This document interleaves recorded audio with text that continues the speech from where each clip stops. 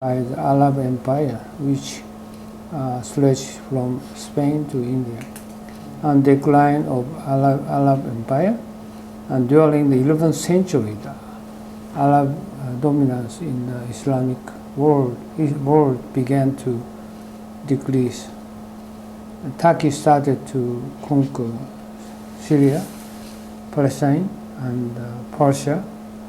In the 11th and 12th centuries, Spain and Italy were lost to the Christian knights. In the 13th and 14th century, the Mongols destroyed Muslim lands.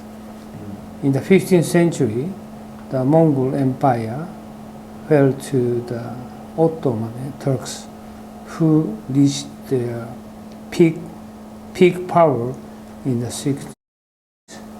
A new organization arrived. 2 minutes. The Abbasid Caliph lost political power, left to be a figurehead, but not a governor. Different areas of the Ummah decentralized to be governed independently. First, there were the Fatimids in North Africa, Syria, and Palestine. Second, the individual emirs of the Seljuk Turks, controlling city-states in Iraq, Iran, and Central Asia. Individual Muslims in differing states felt part of a greater Islamdom. But there were two major shocks in store. In 1099, Christian crusaders successfully took Jerusalem and established states in Palestine, Lebanon, and modern-day Turkey. The scattered emirs were unable to unite well enough to resist. The second shock came in the form of the Mongol horde, which starting in 1219 raged through Islamdom, leaving death and destruction everywhere. As Karen Armstrong describes in her book, Islam, A Short History, corpses filled the streets, and refugees fled to Syria, Egypt, or India. Once great cities like Bukhara and Baghdad were pillaged. As for the Seljuk Turks, they submitted immediately to the Mongols.